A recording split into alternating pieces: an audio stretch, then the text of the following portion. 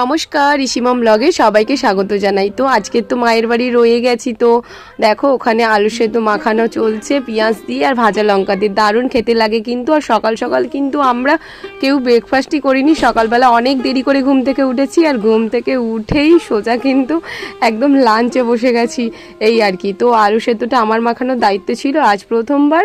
তো চলো ভাত রেডি করে ফেলি। ভাত বাড়া চলছে, ঠিক আছে। আমরা আজ তাড়াতাড়ি খেয়ে নেবো। চলো চলো তাড়াতাড়ি বাড়ো, দেরি হয়ে যাবে, চলো।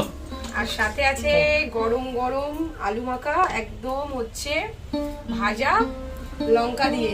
বেশি করে পটল ভাজা দিও, বেশি করে দুটো পটল ভাজা দিও। দুটো? এত পটল ভাজা দুটো কেন খাবে? এ নাও, চারটে নাও। আর হয়েছে কি বলো তো, দাঁড়াও দেখাচ্ছি। আমরা ডাল এর সঙ্গে যা জমে যাবে না। ও আমরা ডাল, আলু ভাতার সঙ্গে আমরা ডাল, ও খাওয়া যায়। সঙ্গে চিংড়ি মাছটা দেখো, দাঁড়াও দেখাচ্ছি। দাঁড়াও, এটা আগে ডালটা নিয়ে নাও। দাও আর লোক সামনে যাচ্ছে না, দাও দেখি, চটপট খেয়ে নি। ডাল দেবো এখানে? হ্যাঁ দাও। উফ, তো জিভেই জল চলে আসছে। এই ডালে তুমি না বলো না, এই টক ডাল না খেতে দারুণ মজা লাগে, দারুণ। নাও। উফ, আর এর সঙ্গে একটু চিংড়ি দেবো নাকি? হ্যাঁ দাও। আমি তো লোক সামলাতেই পাচ্ছি না। দাও। এই দেখো, দিচ্ছি আমি ওই ঘরে যাচ্ছি। প্লেটটা শেষে ছিল এক বাটি দুধের সর।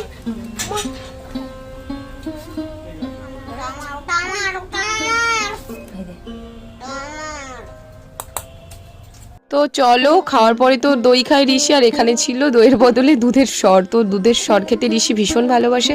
আর দেখো আমরা একসাথে খেতে বসে গেছিলাম।